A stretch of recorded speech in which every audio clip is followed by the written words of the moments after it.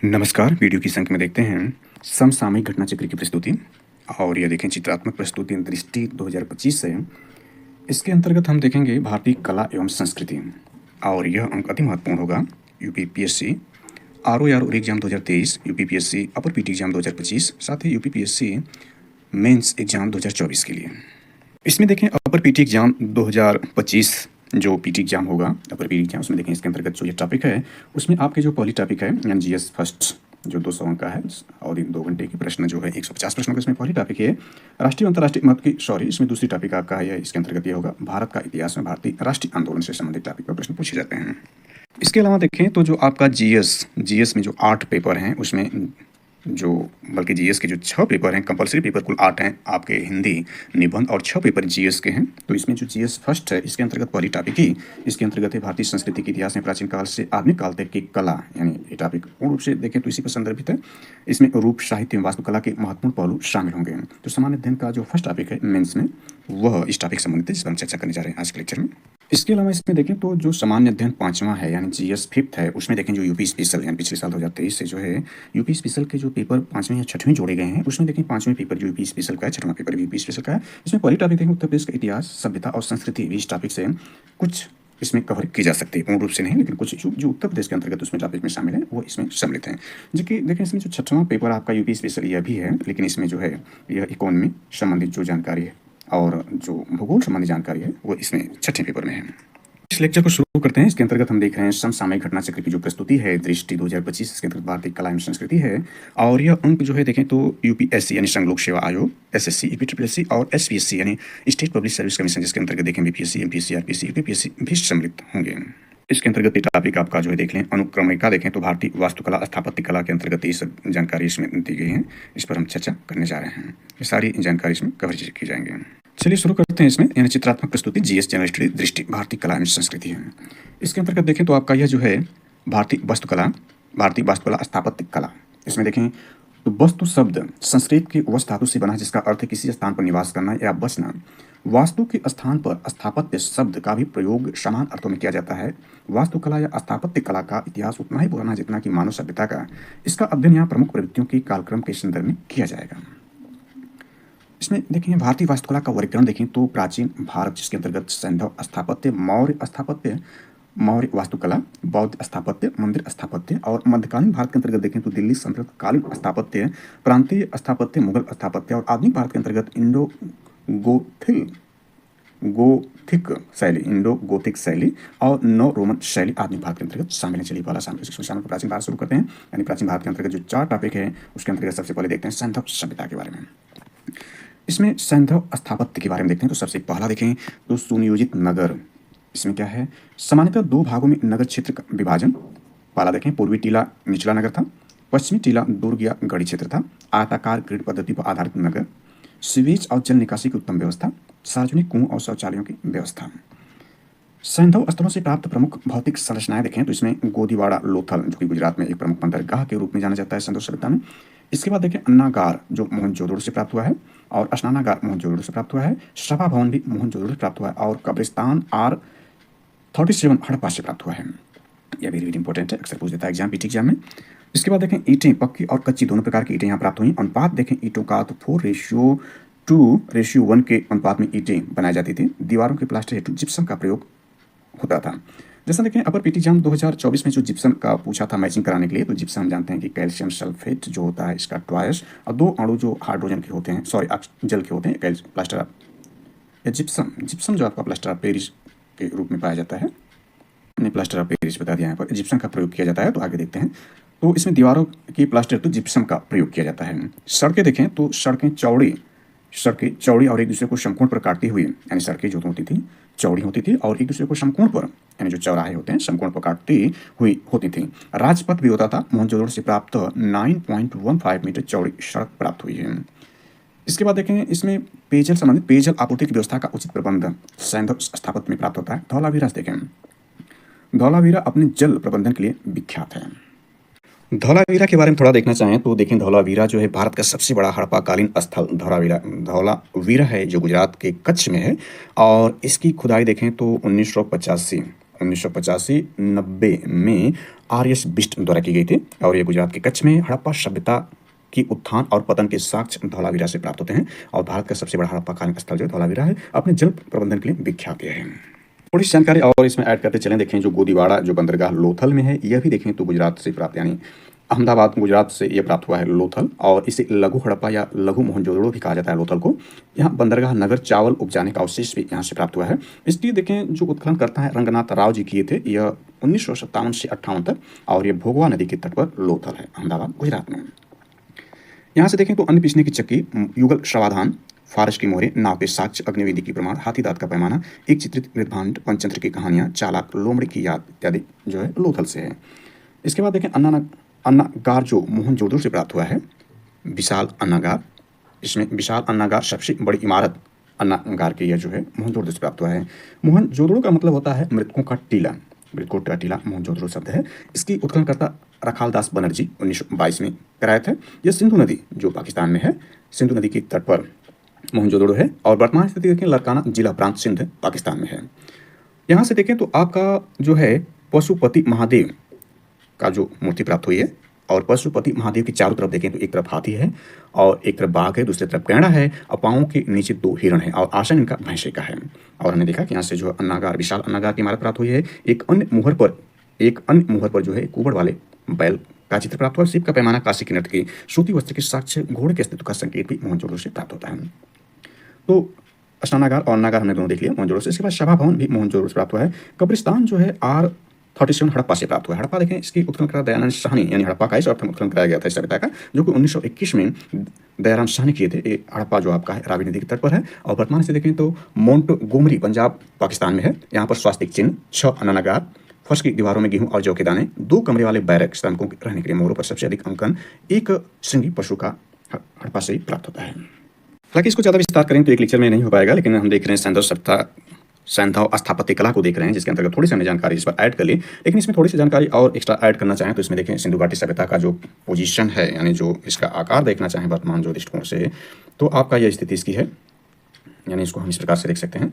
या इसमें नॉर्थ देखें इसका जो सबसे उत्तरी, सबसे दक्षिणी, सबसे पूर्वी और सबसे पश्चिमी भाग को देखना चाहें तो सबसे उत्तरी भाग इसका जो है मांडा है जो कश्मीर में है, जम्मू कश्मीर में है यानी भारत में है। इसके बाद देखें साउथ इसका जो है साउथ वाला भाग जो सबसे दक्षिणी भाग है वो दायमाबाद जो कि महाराष्ट्र में भारत में है। इसके बाद सबसे पूर्वी भाग इसका देखें तो आलमगीरपुर उत्तर प्रदेश में है यानी पूर्वी भाग भारत में है। और इसके बाद पश्चिमी भाग पाकिस्तान में है, सुतकांडेडोर जो कि पाकिस्तान में सबसे पश्चिमी भाग है। इसका एरिया लगभग देखें जो इसका क्षेत्रफल देखें तो एरिया लगभग 12 लाख किलोमीटर स्क्वायर है। आकार इसका ट्रायंगल त्रिभुजाकार है। इसका निर्देशन देखें तो सर जॉन मार्शल के निर्देशन पर राय बहादुर दयाराम साहनी ने 1921 में हड़प्पा की खुदाई करवाकर इस सभ्यता पर प्रकाश डाला था। सर्वमान्य तिथि देखें इस सभ्यता की तो 2350 ईसा पूर्व से लेकर 1750 ईसा पूर्व तक इसकी तिथि मानी जाती है। यहाँ कुछ और महत्वपूर्ण स्थलों में देखना चाहें तो काली बंगा भी है जिसे काले रंग की चूड़ियां भी कहा जाता है। यह बी के थापर व ब्रिज वासी लाल के निर्देशन 1953 में यह घग्गर नदी के तट पर हनुमानगढ़ राजस्थान यानी ये भी भारत में है। काली बंगा काले रंग की चूड़ियों के नाम से जाना जाता है, हनुमानगढ़ राजस्थान में है। इसके बाद रंगपुर भी है। रंगपुर देखें तो यह काठियावाड़ गुजरात में ये भी है, धान की भूसी के अवशेष यहाँ से मिले। इसके बाद चहुंदड़ो भी है। इसमें देखें तो यह सिंधु नदी सिंध पाकिस्तान में मन की बनाने कारखाना वक्रकार ईंटें इत्यादि मिली हैं। तो यहाँ के जो महत्वपूर्ण स्थल थोड़ा संक्षेप में देखने का प्रयास किया। चलिए आगे देखते हैं। इसमें परीक्षा उपयोगी जो महत्वपूर्ण तथ्य वो क्या है देखें तो भारतीय उपमहाद्वीप में सर्वप्रथम पक्की ईंटों का प्रयोग हुआ हड़प्पा सभ्यता में। हड़प्पा सभ्यता में प्रमाण नहीं मिला है मंदिर स्थापत्य यानी जो मंदिर बनाने की कला या स्थापत्य हड़प्पा सभ्यता में नहीं मिला है। वक्राकार ईंटों और ईंटों पर बिल्ली और कुत्ते के पंच के निशान मिले हैं चहुंदड़ो से। हमने देखा चहुंदड़ो जो है 1931 में इसका गोपाल मजुमदार ने उत्खनन कराया था जो सिंधु नदी सिंध पाकिस्तान में है। यहाँ से मन के बनाने का कारखाना वक्राकार ईंटें, कांस्य की बैलगाड़ी, इक्का गाड़ी के अवशेष प्राप्त हुए हैं। यह आपका चहुंदड़ो से जो पाकिस्तान में है। चलिए आगे देखते हैं। आगे इसमें प्रमुख सैंधव स्थापत्य भवन को देख लेते हैं। इसमें देखें जो विशाल स्नानागार, हमने देखा कि जो विशाल स्नानागार आपका है यह मोहनजोदड़ो से प्राप्त हुआ है। तो इसमें देखिए अवस्थिति मोहनजोदड़ो में है। मार्शल महोदय द्वारा तत्कालीन विश्व के आश्चर्यजनक निर्माण की संज्ञा दी गई थी। इसको उद्देश्य धार्मिक अनुष्ठान के लिए विशाल स्नानागार बनाया गया था। मापन स्नान कुंड देखें इसकी लंबाई 11.8 मीटर, चौड़ाई 7.01 मीटर, गहराई 2.4 मीटर है। इसके बाद गोदीवाड़ा देखते हैं यानी पोर्ट देखें, बंदरगाह देखें तो इसमें अवस्थिति लोथल अहमदाबाद गुजरात में विश्व का प्राचीनतम ज्ञात गोदीवाड़ा या बंदरगाह है। नहर द्वारा भोगवा नदी साबरमती की सहायक से जुड़ा हुआ। S.R. राव ने इसे जहाज़ों की गोदी कहा। वर्ष 2022 में भारत सरकार द्वारा यहाँ राष्ट्रीय समुद्री विरासत परिसर का निर्माण की घोषणा की गई। राष्ट्रीय समुद्री विरासत परिसर कहाँ पर है? यहीं पर लोथल गुजरात में। यहाँ भारत सरकार ने 2022 में यहाँ निर्माण की घोषणा की। इसके बाद कब्रिस्तान को हमने देखा R37 अवस्थिति हड़प्पा में थी। सभा भवन देख सकते हैं अवस्थिति मोहनजोदड़ो में 20 स्तंभों वाला हाल है। उपयोग इसमें जो था प्रार्थना सभा या विधान सभा हाल के रूप में सभा भवन का प्रयोग किया जाता था। इसके बाद जलाशय देखें अवस्थिति धौलीवीरा गुजरात में। वर्षा जल संग्रह के लिए 16 से अधिक जलाशयों का निर्माण। सैंधव नगरों में सबसे विकसित जल प्रबंधन के साक्ष्य यहीं धौलावीरा से मिले हैं। नोट धौलावीरा भारत में स्थित एकमात्र सैंधव स्थल जिसे यूनेस्को विश्व धरोहर सूची में शामिल किया गया है। ये भी वेरी इंपॉर्टेंट है। और हमने देखा धौलावीरा भारत का सबसे बड़ा हड़प्पाकालीन स्थल धौलावीरा ही है जो गुजरात में है और यूनेस्को की विश्व धरोहर सूची में शामिल है। सैंधव सभ्यता का एकमात्र स्थल भारत में है जो वो धौलावीरा। इसके बाद इसमें देखें अन्ना गार देखें तो अवस्थिति ये भी मोहनजोदड़ो में है। व्हीलर के अनुसार मोहनजोदड़ो की सबसे बड़ी इमारत है। लंबाई 45.72 मीटर, चौड़ाई 22.86 मीटर। उद्देश्य अन्य संग्रहण के लिए था। नोट हड़प्पा में 6:6 कक्षों की 2 पंक्तियों के अन्नागार प्राप्त हुए हैं। पुरोहितवास में देखें यानी पुरोहितवास जहाँ पुरोहितों को ठहराया जाता था वह अवस्थिति मोहनजोदड़ो से प्राप्त हुई है। बृहद अष्टनाकार के उत्तर पूर्व में स्थित है। आकार इसका 17.1 इंटू 23.77 मीटर है। संभवतः यह पुरोहितों का विद्यालय था। पुरोहितावास कहाँ से प्राप्त हुआ है? मोहनजोदड़ो से। तो इस प्रकार से हमने देखा यह जो है सैंधव सभ्यता के संदर्भ में। अब देखते हैं मौर्य वास्तुकला के संदर्भ में। इसमें देखें चंद्रगुप्त का राजप्रसाद यानी प्रमुख मौर्य स्थापत्य में देखें तो इसमें सबसे पहले चंद्रगुप्त का राजप्रसाद देखते हैं। चंद्रगुप्त का राजप्रसाद, पाटलिपुत्र का नगर स्थापत्य, अशोककालीन स्तंभ, इसमें जो महत्वपूर्ण है इन टाइपों के अंतर्गत हम देखेंगे। खोज देखें L.A. बार्डेल ने किए थे। उत्खनन B.D. स्पूनर 1912 से 1915 के मध्य कराया। विशेषता निर्माण सामग्री लकड़ी मुख्य सामग्री इसमें है, ईंट पत्थर आदि इसमें है। 80 स्तंभों वाले हाल का साक्ष्य प्राप्त हुआ है। अवस्थिति देखें तो बिहार में पटना के समीप बुलंदीबाग एवं कुम्भहार से इसकी अवस्थिति मिली है।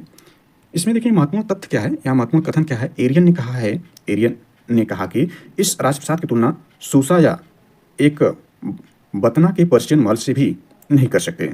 फायान ने इसे देवताओं असुरों द्वारा निर्मित बताया। यानी इसमें कौन क्या कहा है? महत्वपूर्ण यह है किसके बारे में? चंद्रगुप्त के राजप्रसाद के बारे में।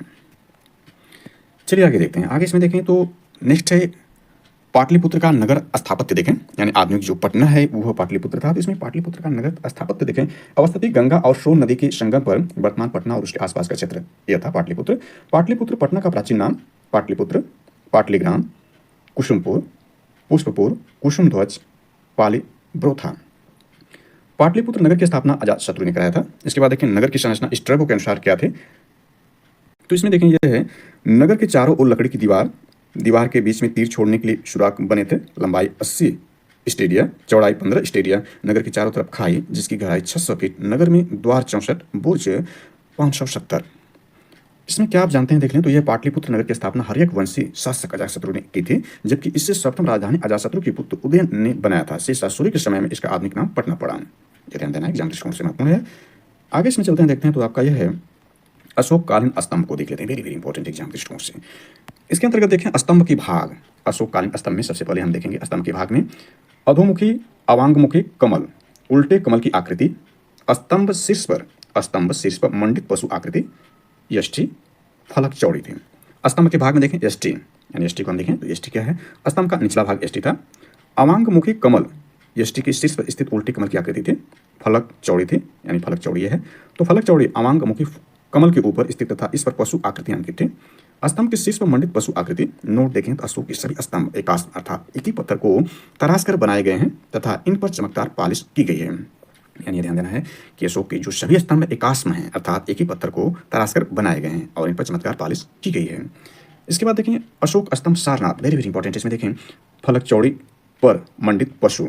इसमें कौन है? हाथी है, अश्व है, वृषभ है, सिंह है। इन ध्यान रखना, इनको पूछा जाता है कौन है। निर्माण सामग्री देखें तो इसमें लाल बलुआ पत्थर से बनाया गया है। जो सारनाथ अशोक का स्तंभ है लाल बलुआ पत्थर से बनाया गया है। निर्माणकर्ता सम्राट अशोक है। भारत सरकार द्वारा राजकीय चिन्ह के रूप में स्वीकृति इसको कब दी गई? तो 26 जनवरी 1950 को, यानी जब भारत का संविधान स्वीकृति हुआ। यानी भारत का संविधान जब लागू हुआ स्वीकृति तो 26 नवंबर 1949 को हो गया था। तो 26 जनवरी 1950 को संविधान लागू हुआ तभी जो है इसको अशोक स्तंभ जो सारनाथ है भारत सरकार द्वारा राजकीय चिन्ह के रूप में स्वीकृत किया गया है।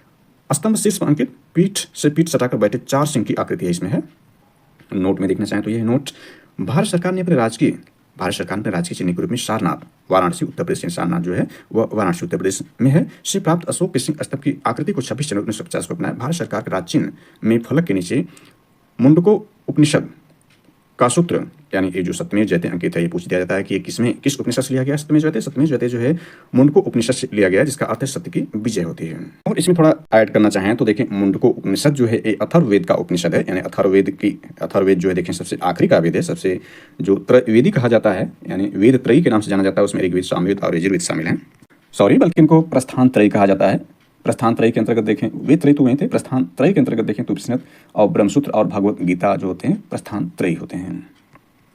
और अथर्ववेद देखें तो इसके रचनाकार अथर्व ऋषि हैं, और अथर्ववेद में ही चांदी एवं गन्ने का शब्द हम उल्लेख मिलता है अथर्ववेद में ही मिला है। गोत्र शब्द का प्रयोग शब्द हम अथर्ववेद में ही है। इसके पुरोहित जो अथर्ववेद की ब्रह्मा है, उपवेद इसके अथर्ववेद है, ब्राह्मण इसका जो गोवत है, और उपनिषद इसमें देखें तो महत्वपूर्ण रूप से मुंडको उपनिषद है, जिसमें यही सत्यमेव जयते। इसके बाद प्रश्नोपनिषद है, मांडुक्य उपनिषद भी इसी से सम्मिलित हैं। विशेषताएं जो इस वेद की अथर्ववेद की, इसमें मंत्र जो है रोगनाशक, जादू टोना, विवाह गीत, इसका कोई आर्णिक या ग्रंथ नहीं है। संख्या, आर्णिक की संख्या 7 है। इसमें मार्ग एवं कर्म मार्ग के बीच सेतु बताया गया है आर्णिक में। जैसा कि हम जानते हैं कि देखें प्राचीन वेद, सबसे प्राचीन वेद देखें तो ऋग्वेद है, यानी वेद 4 हैं तो इसमें सबसे प्राचीन ऋग्वेद है। और ध्यान दें कि ऋग्वेद जो है इसमें सप्तम स्तूपों का उल्लेख किया जाए। स्तूप या हम जो इसके सारनाथ के स्तंभ देख रहे हैं, इसमें सप्तम स्तूपों का उल्लेख जो है वह ऋग्वेद में ही किया गया है। और ऋग्वेद में ही अस्तोमा सद्गमय का उल्लेख किया गया है। और ऋग्वेद में देखें तो अरिष्टनेमी एवं पार्श्वनाथ का उल्लेख, यानी जो जैन तीर्थंकर हैं अरिष्टनेमी और पार्श्वनाथ, इनका उल्लेख भी ऋग्वेद में किया गया है। चलिए आगे चलते हैं, थोड़ा टॉपिक चेंज हो जाएगी। हम स्थापत्य कला के बारे में देख रहे हैं। इसके बाद देखें इसमें आपका जो है वह अशोककालीन विभिन्न स्तंभ एवं उनके शीर्ष पर अंकित पशु आकृतियों को देख लेते हैं। तो इसमें आपका है अशोककालीन विभिन्न स्तंभ को देखें तो इसमें सबसे पहला देखें तो यह आपका है रामपूर्वा स्तंभ, वेरी वेरी इंपॉर्टेंट है। इसमें वृषभ यानी जो बैल है या सांड है, उसके अंतर्गत देखें जो आकृति बनी गई है वह रामपूर्वा स्तंभ पर बनी है। अवस्थिति इसका देखें तो पश्चिमी चंपारण बिहार में है। शीर्ष पर अंकित पशु आकृति दी गई है रामपूर्वा स्तंभ में। इसके बाद देखें तो आपका यह आपका गज यानी जो हाथी, इसकी आकृति कहाँ बनी है तो शंकिशा स्तंभ है। अवस्थिति इसका फर्रुखाबाद उत्तर प्रदेश में, यूपी स्पेसिफिकली वेरी इंपॉर्टेंट है। शंकिशा से पूछता कहाँ पर तो फर्रुखाबाद में है। शंकिशा स्तंभ अवस्थिति फर्रुखाबाद उत्तर प्रदेश में। शीर्ष पर अंकित पशु आकृति जो है वो गज हाथी की है। सिंह की आकृति देखें तो लौरिया नंदनगढ़ स्तंभ पर है। अवस्थिति क्या देखें तो पश्चिमी चंपारण बिहार से भी संबंधित है। शीर्ष पर अंकित पशु आकृति सिंह की। इसके बाद चतुर सिंह के रूप में देखें तो सांची स्तंभ, यानी ये आपका दो देखें बीपीएससी के लिए महत्वपूर्ण है, यूपी स्पेशल के लिए महत्वपूर्ण है। और उसके बाद एमपीएससी के लिए आपका यह सांची स्तंभ अवस्थित का रायसेन जिला मध्य प्रदेश में। शीर्ष पर अंकित पशु आकृति देखें तो चतुर सिंह, यानी 4 सिंह वाला जो आपका है वह चतुर सिंह सांची स्तंभ पर है। इसके बाद सारनाथ देखें यूपी स्पेशल के लिए महत्वपूर्ण है, जो कि उत्तर प्रदेश के वाराणसी में स्थित अवस्थिति, वाराणसी उत्तर प्रदेश में। शीर्ष पर अंकित पशु आकृति ये भी चतुर सिंह का सारनाथ है। चतुर सिंह में देखा सांचे में भी है, सारनाथ में है। इसके बाद सिंह की आकृति देखें तो बसाण स्तंभ शीर्ष पर अंकित पशु आकृति जो है वो सिंह की है। इसके बाद ये देखें अशोककालीन स्तंभों की विशेषताएं देख लेते हैं। तो इसमें है आधार पर चौड़े और ऊपर की तरफ पतले हैं। स्तंभों का उद्देश्य धम्म का प्रचार। स्तंभों का उद्देश्य क्या है? धम्म का प्रचार तथा शासनादेश को जनता तक पहुंचाना था। स्तंभों पर चमकदार ओक पॉलिश होती थी। इसके बाद एक ही शिला पत्थर को तराश कर निर्मित है। एक पत्थर से चुनकर बनाए जाते थे। चुनार से लाए गए लाल बलुआ पत्थरों से इसका निर्माण कराया। चुनार देखें जो मिर्जापुर जिले में चुनार है, वहां से लाल बलुआ पत्थर से इसका निर्माण कराया गया था। इसके बाद देखें मौर्यकालीन स्तंभ, यानी मौर्यकालीन महत्वपूर्ण स्तंभ के बारे में देखना चाहें तो दिल्ली मेरठ, यानी इधर मेरठ का आपका है, दिल्ली की विशेषता देखें मौर्यकालीन स्तंभ में। खोज इसके स्टीफन हेलर महोदय ने 1785 ईस्वी में किया। मुगल बादशाह फरूख शेर के समय में यह क्षतिग्रस्त हो गया, जिसे बाद में अंग्रेजों ने पुनः स्थापित करवाया। प्रारंभ में यह उत्तर प्रदेश के मेरठ जिले में स्थित था। इसके बाद दूसरा देखें तो यह फिरोज शाह तुगलक के समय में इसे दिल्ली लाया गया, यानी ये दिल्ली का आपका है और ये मेरठ में था। यहाँ इसे कुश्क ए शिकार हंटिंग लॉज महल के समक्ष स्थापित किया गया था। मौर्यकालीन स्तंभ के बारे में महत्वपूर्ण विशेषताएं रही। इसके बाद देखें तो यह है रोमनी देई स्तंभ लेख को देख लेते हैं। इसका अन्य नाम क्या है? आर्थिक अभिलेख, यानी पूछ दे सकता है कि आर्थिक अभिलेख किसको कहा जाता है? तो रोमनी देई स्तंभ को ही कहा जाता है। इसके बाद अभिलेख में उल्लिखित देखें तो अशोक ने यहाँ का भू राजस्व घटाकर कर दिया था, यानी 1/6 से घटाकर 1/8 कर दिया था। यह इससे जानकारी मिलती है आर्थिक अभिलेख, जिसको रोमनी देई स्तंभ लेख के नाम से जानते हैं, या रोमनी देई स्तंभ का एक नाम आर्थिक अभिलेख है। अवस्थिति इसकी लुम्बिनी में है या नेपाल में है। यहाँ गौतम बुद्ध जी का जन्म हुआ था लुम्बिनी में। इसके बाद अशोक के अभिलेखों में सबसे छोटा अभिलेख यही है रोमनी देई स्तंभ लेख, जो कि लुम्बिनी नेपाल में स्थित है। चलिए आगे देखते हैं। इसमें देखें दिल्ली टोपरा कौशाम्बी स्तंभ यहाँ पर है। तो सबसे पहले दिल्ली टोपरा के बारे में देख लें तो मौर्य सम्राट अशोक द्वारा स्थापित है दिल्ली टोपरा। अन्य नाम इसका देखें मीनार ए जरीन, फिरोज शाह द्वारा प्रदत्त नाम मीरान ए जरीन दिया गया। फिरोज शाह की लाट पर है। अशोक के अभिलेखों में जेम्स प्रिंसेप महोदय द्वारा पढ़ा गया प्रथम अभिलेख यही है। प्रारंभ में यह हरियाणा के यमुना पार जिले के टोपरा ग्राम में स्थित था। फिरोज शाह तुगलक के समय में इसे दिल्ली स्थानांतरित किया गया, जिससे उसने फिरोज शाह कोटला में स्थापित करवाया। चुनार से लाए गए लाल बलुआ पत्थर से निर्मित यह है। कौशाम्बी स्तंभ देख लेते हैं तो अन्य नाम इसका इलाहाबाद स्तंभ है। प्रयाग प्रशस्ति है, रानी का अभिलेख के नाम से जाना था, वेरी वेरी इंपॉर्टेंट है, इसके नामों को याद रखना है। स्थापित सम्राट अशोक द्वारा ही कराया गया। मुगल सम्राट अकबर के शासनकाल में इलाहाबाद के किले में वर्तमान प्रयागराज जिला उत्तर प्रदेश में स्थापित करवाया गया। कौशाम्बी स्तंभ पर अंकित विभिन्न अभिलेख देखें तो अशोक का अभिलेख है, समुद्रगुप्त का अभिलेख है, बीरबल का अभिलेख है और जहांगीर का अभिलेख है। बहुत ही इंपॉर्टेंट है, ध्यान रखना है इसमें। इसके बाद देखें सुदर्शन झील के बारे में। इसकी अवस्थिति गिरनार जूनागढ़ गुजरात में है। गिरनार पहाड़ी से प्राप्त शासक रुद्रदामन की शिलालेख जूनागढ़ अभिलेख के अनुसार। निर्माण इसका चंद्रगुप्त मौर्य 4वीं शताब्दी ईसा पूर्व के अधीन पश्चिमी प्रांत के अधिपति पुष्यगुप्त द्वारा कराया गया। नहरें निकलवाई गई सुदर्शन झील से अशोक के शासनकाल में यवन नेता दुशासन द्वारा। पुनर्निर्माण देखें तो इसमें बांध की दीवारों सुदर्शन झील की प्रचंड वायु से क्षतिग्रस्त होने पर रुद्रदामन द्वारा कराया गया। गुप्त सम्राट स्कंदगुप्त के शिलालेख के अनुसार बांध के 858 ईस्वी में पुनः टूटने पर स्कंदगुप्त के उप प्रधान पूर्णदत्त के पुत्र चक्रपालित द्वारा पुनः मरम्मत कराया गया। ये भी इंपॉर्टेंट है, सुदर्शन झील वेरी इंपॉर्टेंट है। इसके बाद देखें परीक्षा उपयोगी तथ्य को जल्दी से देख लेते हैं इसमें।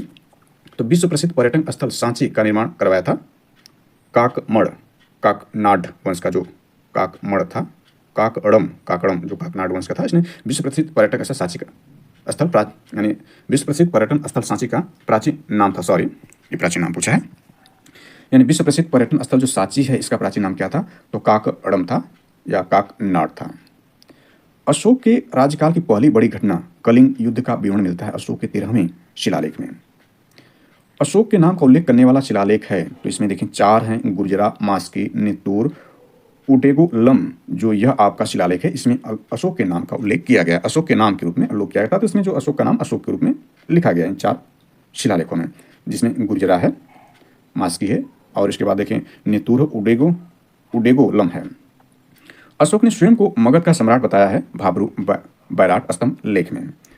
Ashoka the Buddhist emperor of India के लेखक हैं विसेंट आर्थर स्मिथ हैं। देवनाम प्रिय दसी अभिलेखों में वर्णित नाम है अशोक का ही नाम है, वर्णित है अभिलेखों में। यूनानी राजदूत में मेगास्थित आया था, चंद्रगुप्त मौर्य के दरबार में जो है यह मेगास्थित आया था, जो यूनानी राजदूत है। जैन ग्रंथों में सिंह सेन कहा गया है। मौर्य शासक बिंदुसार को जो है जैन ग्रंथों में सिंह सेन कहा गया है। चलिए नेक्स्ट देखते हैं। नेक्स्ट इसमें देखें तो प्रमुख मौर्यकालीन गुफाएं स्थापत्य देखें तो बराबर पहाड़ी की गुफाएं इसमें हैं। तो महत्वपूर्ण से देखें, सबसे पहले अवस्थिति इसमें क्या है, जहानाबाद जिला बिहार में है। संख्या इसकी 4 गुफाएं हैं और उद्देश्य यहाँ पर है। तो संख्या जो 4 गुफाएं कौन कौन से देखें तो इसमें सुदामा गुफा है, विश्व झोपड़ी है, कर्ण चौपड़ है और लोमस ऋषि हैं। 4 गुफाएं हैं। अवस्थित जहानाबाद जिला बिहार में। बीपीएससी के लिए महत्वपूर्ण प्रश्न है, साथ ही एसपीएससी, यूपीपीएससी, एमपीएससी के लिए भी महत्वपूर्ण है। उद्देश्य आजीविक संप्रदाय के निवासी बनाया गया था। निर्माण देखें कौन इसका निर्माण कराया था, इसको देख लें। तो निर्माण में मौर्य काल में अशोक द्वारा जो कराया गया था सुदामा, विश्व झोपड़ी और कर्ण चौपड़ कराया गया था। मौर्य और गुप्तोत्तर काल में देखें निर्माण कराया गया था लोमस ऋषि गुफा निर्माण कार्य अशोक के काल में प्रारंभ और अलंकरण गुप्तोत्तर काल में कराया गया था। इसके बाद यहाँ देखें तो नागार्जुनी पहाड़ी की गुफाएं, इसकी अवस्थिति उद्देश्य निर्माता और संख्या देख लेते हैं। अवस्थिति जहानाबाद जिला बिहार में ही है। उद्देश्य आजीविक संप्रदाय के निवासी निर्माता मौर्य शासक दशरथ सम्राट अशोक का पौत्र था।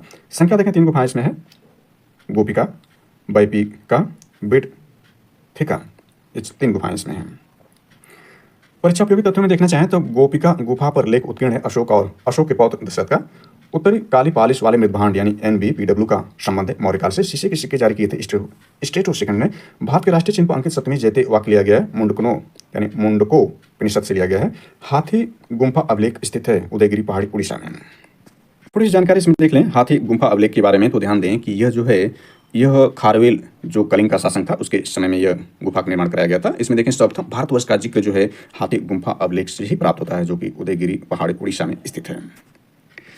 इसके बाद देखें तो आपका यह है अशोक के व्यक्तिगत नाम का उल्लेख अभी हमने देखा था। अशोक के व्यक्तिगत नाम का उल्लेख आपका मास्की, गुर्जरा, नेतूर, उडेलोगम के अभिलेखों में प्राप्त होता है। पुराणों में अशोक का नाम मिलता है, अशोक वर्धन मिलता है।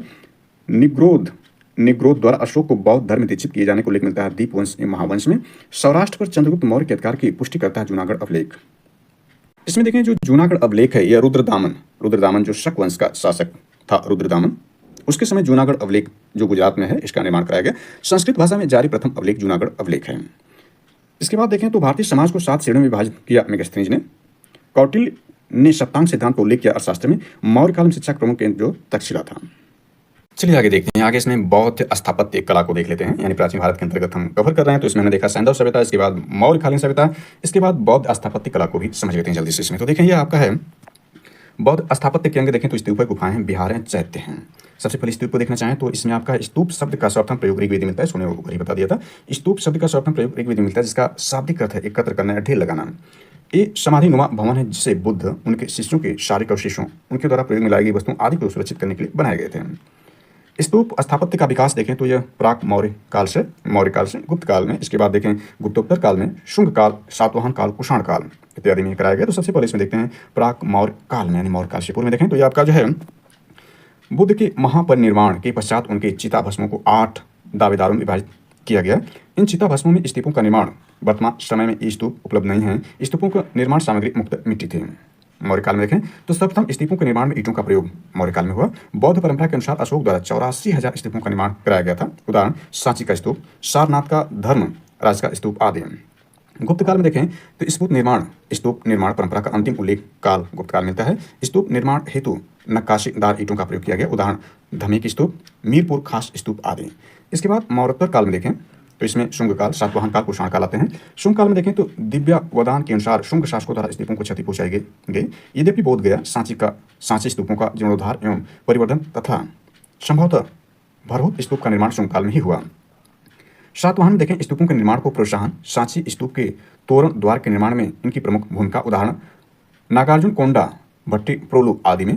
कुषाण काल में देखें कनिष्क द्वारा पूजार्थक स्तूपों को प्रोत्साहन। उदाहरण चरसदा, पुष्कला यानी पुष्कला आदि में यह दर्शाया गया है। इसके बाद स्तूप के विभिन्न भाग और उनका प्रतीकात्मक अर्थ देख लेते हैं। स्तूप के विभिन्न अंग प्रतीकात्मक अर्थ देखते हैं। छत्र यह जो है, छत्र को देखें तो आपका यह जो आपका है छत्र प्रतिष्ठा एवं बुद्ध की शिक्षाओं का प्रतीक यह छत्र है। हर्मिका देखें तो यह पवित्र स्थान, इसकी 13 लड़ियां 13 मानसिक अवस्था का परिचायक है। अंड देखें तो शांति का प्रतीक है। चबूतरा देखें पृथ्वी का परिचायक है। वेदिका पवित्र घेरा है। 4 तोरण द्वार 4 दिशाओं के प्रतीक इसमें हैं। आगे इसमें देख सकते हैं यह स्तूप की संरचना। स्तूप की संरचना देखें, सबसे पहले इसमें छत्र है। बौद्ध धर्म के त्रिरत्न, जिसमें बुद्धम शरणम गच्छामि, धर्मम शरणम गच्छामि और संघम शरणम गच्छामि, यानी बौद्ध धर्म और संघ का प्रतीक है छत्र। अंड देखें तो मेधी के ऊपर स्थित उल्टे कटोरे की आकृति इसमें है। दक्षिणा पथ देखें तो स्तूप या पूजा स्थल के चारों तरफ परिक्रमा हेतु समान सतह से ऊंचा बना पथ यह है। हर्मिका देखें, हर्मिका आपका स्तूप के अंड भाग के शीर्ष पर स्थित चौकोर रेलिंग जो यष्टि को घेरे रहती है, यष्टि आपका है, ऊपर यष्टि दिखाई गई है और यहाँ छत्र है। यानी चित्र में देख सकते हैं स्तूप की संरचना दिखाया गया। तो आपका यह छत्र है, यह अंड की आकृति है, ये दक्षिणा पथ है, ये आपका यष्टि है और इसमें आपका हर्मिका ये वाला भाग है। इसके बाद देखें ये आपका तोरण द्वार दिखाया गया है। यह प्रवेश द्वार होता है जिससे होकर श्रद्धालुगण स्तूप परिसर में प्रवेश करते हैं। इसके बाद मेथी देखें, यानी मेथी देखें, ये आपका भाग मेथी इसका है। स्तूप के चारों ओर उठा हुआ ऊंचा पथ जो है वो मेथी है। इसके बाद वेदिका यह है, यानी वेदिका यह है। वेदिका में देखें स्तूप के चारों तरफ निर्मित ऊंचे घेरों को वेदिका कहते हैं। इसके बाद स्तूप के प्रकार जल्दी से देख लेते हैं। इसके बाद यानी शारीरिक स्तूप होता है। इसमें बुद्ध और उनके शिष्यों के शारीरिक अवशेष जैसे दंत यानी दांत, नख, केश, हड्डियां आदि रखे जाते हैं। परिभोगिक स्तूप देखें, इसमें बुद्ध द्वारा उपयोग की गई विभिन्न वस्तुएं रखी जाती हैं। उद्देश्य का स्तूप देखें, इसमें वे स्तूप आते हैं जो बुद्ध के जीवन से संबंधित घटनाओं तथा उनकी यात्रा से पवित्र हुए स्थानों से संबंधित हैं। उदाहरण बोध गया, सारनाथ, लुम्बिनी आदि। इसके बाद संकल्पित पूजार्थक स्तूप देखें, इसमें ये छोटे आकार के होते हैं जो बौद्ध तीर्थ स्थलों पर श्रद्धालुओं द्वारा स्थापित किए गए हैं। परीक्षा उपयोगी तथ्य में देखें तो इसमें यह आपका है बौद्ध परंपरा के अनुसार अशोक ने बनवाए थे 84,000 स्तूप बनवाए थे। सांची स्तूप की खोज की थी जनरल टेलर महोदय ने 1818 ईस्वी में। सांची स्तूप के तोरणों को यानी सांची स्तूप के तोरण द्वारों को बनवाया था, यानी सांची स्तूप के तोरण द्वारों को बनवाया था, सातवाहनों ने बनवाया था। भारतीय कला में स्तूप, चैत्य और विहार का निर्माण संबंधित है बौद्ध धर्म से। वेरी इंपॉर्टेंट है कि भारतीय कला में जो स्तूप है, चैत्य और विहार के संबंधित बौद्ध धर्म से।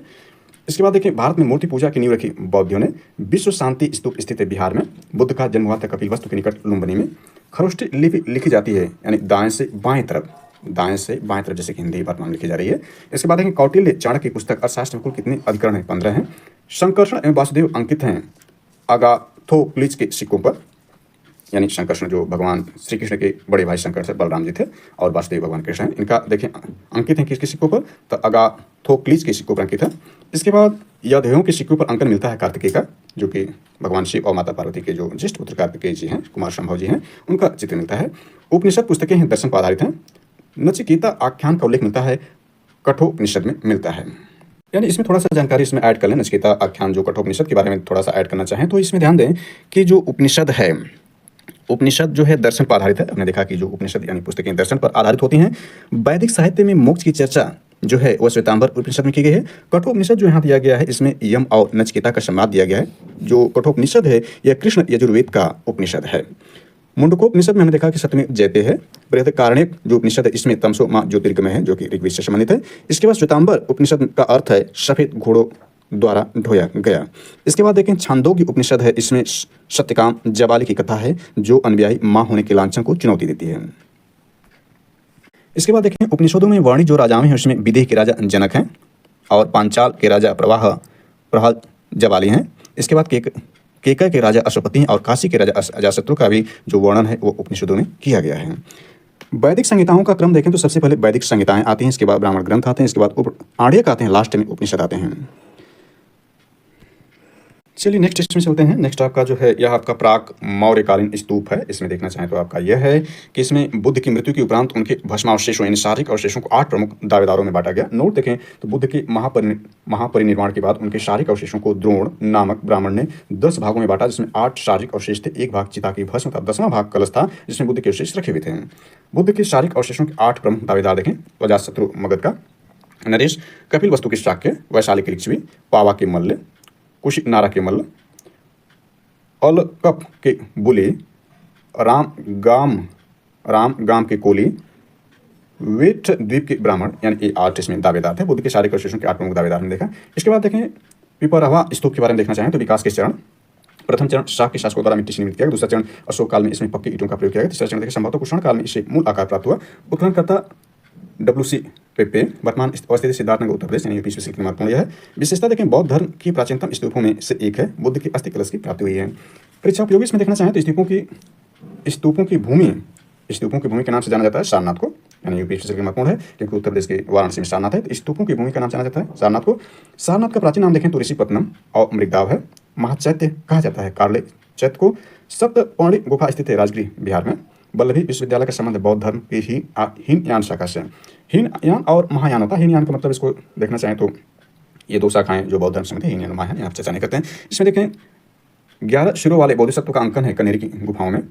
उत्तर पश्चिम भारत में स्वर्ण सिक्कों का प्रचलन करवाया था हिंद यवन राजाओं ने। कनिष्क द्वारा बसाए गए नगर देखें कनिष्कपुर और सिरकप है। वीणा वादन प्रकार के सिक्के जारी किए समुद्रगुप्त ने। इस देश में एक्स्ट्रा जोड़ना चाहें तो देखें जैसे राजगृह है यानी राजगीर है जो बिहार में, यहाँ पर विश्व शांति स्तूप बनाया गया है। इसके बाद भूमि स्पर्श मुद्रा इसमें देखें तो ये सारनाथ की भूमि पर है, गुप्त काल में बनाया गया है। इसमें शुचिता और निरंतरता बनाए रखने के लिए भूमि स्पर्श मुद्रा जो गौतम बुद्ध जी का है वह देखें तो सारनाथ में है। इसके बाद देखें तो आपका इसमें देखें तो अगंतुर निकाय में 16 महाजनपदों का उल्लेख है। इसमें मल्लसंग कुशीनारा में महापरिनिर्वाण वर्णित है। और देखें तो सर्वाधिक उपदेश गौतम बुद्ध जी ने श्रावस्ती में दिए थे। सबसे ज्यादा शिष्य यहीं के थे श्रावस्ती के। थेरी गाथा बौद्ध संप्रदाय से संबंधित है। क्षणिकवाद स्वीकार किया था।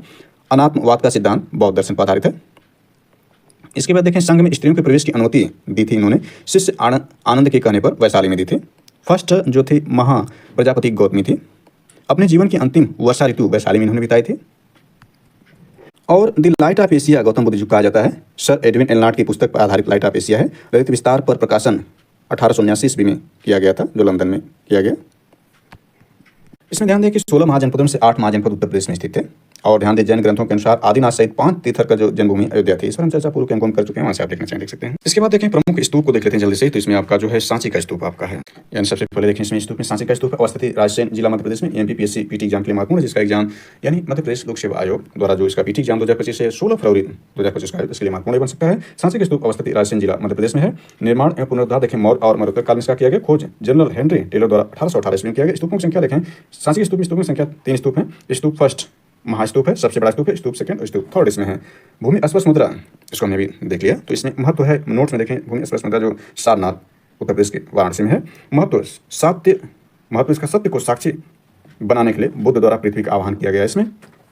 इसमें ध्यान मुद्रा में बैठे हुए बुद्ध एक हथेली उनकी गोद में है और एक हथेली पृथ्वी को स्पर्श कर रही है भूमि स्पर्श मुद्रा में। इसके बाद देखें तो सांची स्तूप संख्या 1 महास्तूप मध्य प्रदेश के राजसैन जिला में देखें तो निर्माण सम्राट अशोक के समय में 3री शताब्दी ईसा पूर्व में कराया गया। मौर्य काल में ईंटों और लकड़ी की सहायता से निर्मित है। मौर्योत्तर काल में पत्थर की वेदिका और संस्कृत वेदिका और अलंकृत तोरण द्वारों का निर्माण कराया गया। 1989 वेरी वेरी इंपॉर्टेंट, 1989 में यूनेस्को के विश्व धरोहर स्थल की सूची में शामिल किया गया। स्तूप का विस्तार इसमें देखना चाहें तो देख सकते हैं। स्तूप का विस्तार आपका है सुंग काल में पत्थर की अलंकरण रहित वेदिका यानी रेलिंग लगाई गई। सातवाहन काल में तोरण द्वार प्रवेश द्वार का निर्माण कराया गया। सांची महास्तूप फर्स्ट के तोरण द्वारों पर अंकित प्रमुख विषय घटनाएं को देख सकते हैं। उत्तरी तोरण द्वार कपिल वस्तु में बुद्ध का आगमन और शाक्यों को उपदेश देने का दृश्य इसमें है। बुद्ध के गीताख्या दृश्य है। बुद्ध द्वारा श्रावस्ती नगर में चमत्कार द्वारा आम के पेड़ को उगाना। बुद्ध द्वारा अपनी मां को उपदेश देने के लिए सोपान मार्ग से स्वर्ग जाने का दृश्य इसमें दिखाया गया है। दक्षिणी तोरण द्वार देखिए सम्राट अशोक द्वारा रामगाम स्तूप की यात्रा इसमें दिखाई गई है। बुद्ध द्वारा सारनाथ में प्रथम उपदेश दिए जाने का दृश्य दिखाया गया है। बुद्ध की मृत्यु के पश्चात कुशीनगर में अस्थियों के बंटवारे के लिए युद्ध काफी दक्षिण तोरण द्वार पर दिखाया गया है। इसके बाद देखें पूर्वी तोरण द्वार देखें तो बुद्ध के निविक्रमण यानी गृह त्याग का दृश्य इसमें है। बोधि वृक्ष के दर्शन के लिए अशोक की यात्रा इसमें ज्ञान प्राप्ति के पश्चात बुद्ध का भ्रमण व पूजा है। बुद्ध का उरुवेला ग्राम निरंजन नदी के बाढ़ में चलकर चमत्कार करने का दृश्य है। रामगाम स्तूप का एक दृश्य इसमें हाथियों द्वारा स्तूप के रूप में बुद्ध की पूजा है। पश्चिमी तोरण द्वार देखें कुशीनारा के विभिन्न क्षेत्रों के शासकों द्वारा बुद्ध की अस्थियों ले जाने का दृश्य है। बुद्ध द्वारा शाक्यों को कपिल वस्तु में उपदेश दिया जाना है। मार द्वारा बुद्ध की तपस्या भंग किए जाने का प्रयास है।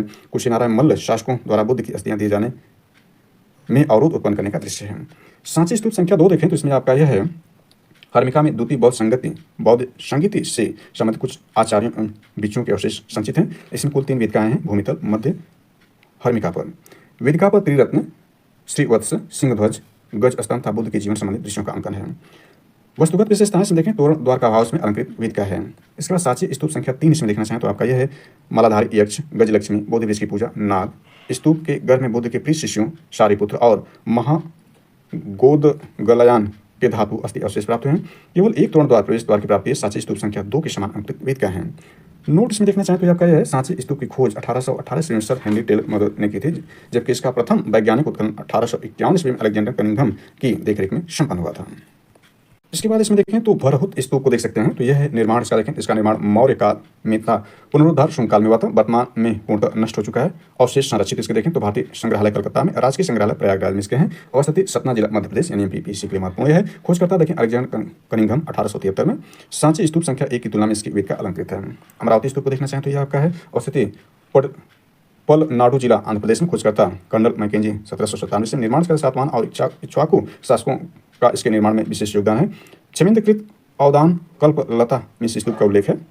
इसके बाद देखें प्रतिमा शास्त्रीय विशेषताएं देखें तो बुद्ध का अंकन प्रतीक व मानव दोनों रूपों में है। माया देवी के स्वप्न का अंकन है। बुद्ध के जन्म प्रतीक के रूप में हाथी का अंकन इसमें है। विशेषता कृष्णा नदी के तट पर स्थित है। स्तूप के सामने खड़ा आयक स्तंभ है। वेदिकाओं पर बुद्ध के जीवन की विविध घटनाओं जातक कथाओं और जन जीवन का अंकन है। निर्माण में संगमरमर का प्रयोग किया गया है इसमें। इसके बाद देखें तो आपका यह है नागार्जुन कोंडा स्तूप देखें। इसकी अवस्थिति पलनाडु जिला आंध्र प्रदेश में भी है। खोजकर्ता देखें AR शास्त्री 1926। कुछ स्रोतों में खोजकर्ता के रूप में फ्रेंच पुरातत्व शास्त्री गैब्रियल जैब्रू डूबरे का उल्लेख मिलता है। नागार्जुन कोंडा का प्राचीन नाम देखें विजयपुरी है। विशेषताएं इसको देखना चाहें तो यह है 5 मुक्त आयक स्तंभ है। प्रवेश द्वारों की रक्षा करती सिंह मूर्तियां हैं। 2 संगमरमर से अलंकृत मूर्तिपट है। निर्माण इसका इक्ष्वाकु शासकों द्वारा कराया गया। इसमें ये देखें आपका जो है ध्यान मुद्रा नोट के अंतर्गत देखें तो अन्य नाम इसका समाधि या योग मुद्रा है। इसमें बुद्ध को गूंद में दोनों हाथ के साथ दर्शाया गया है। बुद्ध द्वारा बोधि वृक्ष के नीचे अंतिम ध्यान के समय इस मुद्रा का प्रयोग किया गया है। इसके बाद केसरिया स्तूप है, विवर्तिका मुद्रा है, वज्र मुद्रा है, सुजाता स्तूप है। इसको भी जल्दी से देख लेते हैं। तो केसरिया स्तूप को देखें तो ये आपका है अवस्थित इसके पूर्वी चंपारण बिहार में एमबीपीएससी के लिए महत्वपूर्ण है। पूर्व नाम इसका देखें राजा बेन का देवरा नाम इसका पूर्व का नाम था। केसरिया स्तूप को खोजकर्ता कर्नल कोलिन मैकेंजी। भारत का सबसे ऊंचा बौद्ध स्तूप वर्तमान में लगभग 104 फीट ऊंचा है। और इसके बाद वितर्क मुद्रा में देखें तो यह मुद्रा इंगित करता है शिक्षण और चर्चा या बौद्ध बहस को, यानी इस मुद्रा को देख सकते हैं। इसमें अंगूठे और तजनी का पोर वृत्त बनाते हुए दूसरों को स्पर्श करते हुए दर्शाया गया है। वज्र मुद्रा देखें तो यह आपका जो है यह मुद्रा प्रतीक है ज्ञान या सर्वोच्च ज्ञान के महत्व का। इस मुद्रा में बाएं हाथ की तर्जनी दाएं हाथ में रखी जाती है, यानी यहाँ पर देख सकते हैं। इस प्रकार से विशेषता देखें तो यह आपका चीनी यात्री हेंगशांग ने अपनी यात्रा विवरण में इस स्तूप का उल्लेख किया है। भूमि स्पर्श मुद्रा और बुद्ध की ध्यानत मुद्रा में मूर्ति प्राप्त है। यहाँ से मिट्टी की दीपक, सजी हुई ईंटें और मिट्टी के बर्तन प्राप्त हुए हैं। इसके बाद देख सकते हैं यहाँ पर आपका सुजाता स्तूप देखें तो स्तूप के निर्माण का अंतिम चरण 8वीं से 9वीं शताब्दी शिलालेख पर अंकित देवपाल राजस्व सुजाता गृह में पाल शासक देवपाल का उल्लेख है। अन्य नाम सुजाता कुटी स्तूप सुजाता गढ़ है। अवस्थिति बोधगया बिहार में एनबीपीएससी के लिए महत्वपूर्ण है। यहाँ से प्राप्त अवशेष बोधगया संग्रहालय में संरक्षित है। स्तूप का निर्माण भगवान बुद्ध को खीर देने वाली युवती सुजाता के निवास स्थान की स्मृति में इसको बनाया गया है, सुजाता स्तूप को। आगे देख लेते हैं स्तूपों की भूमि। स्तूपों में जो सारनाथ यानी वाराणसी उत्तर प्रदेश में अवस्थित है, वाराणसी जिला उत्तर प्रदेश। प्राचीन नाम जो सारनाथ का है ऋषिपत्नम अथवा इसीपत्नम एवं मृगदाव अथवा मृगदा है। इसका वर्तमान नाम सारनाथ। निकटस्थ महादेव मंदिर सारंगनाथ, मृगों के स्वामी शिवद्वित। सर्वप्रथम इसके पुरातात्विक महत्व प्रकाश डाला मिक डंकन और कर्नल कोलिन मैकेजी 1798 ईस्वी में। प्रमुख दर्शनीय अवशेष देखें इसमें चौखंडी स्तूप। ध्यान देना है कि सारे ही जो है उत्तर प्रदेश वाराणसी सारनाथ में स्थित हैं। अक्सर एग्जाम पूछ देता है यूपी स्पेशल के लिए महत्वपूर्ण है। तो चौखंडी स्तूप, धर्मराज का स्तूप, धमिक स्तूप, मनौती स्तूप, अशोक स्तंभ, धर्मचक्र, वन्य विहार, ये सभी जो है सारनाथ में है। महत्व बौद्ध और जैन दोनों के लिए बुद्ध ने यहीं पर अपना पहला उपदेश धर्मोपदेश तथा प्रथम बौद्ध संघ की स्थापना की थी। यह स्थान जैन धर्म के 11वें तीर्थंकर श्रेयांस नाथ की तपोस्थली भी सारनाथ है। तो थैंक्स फॉर वॉचिंग दिस।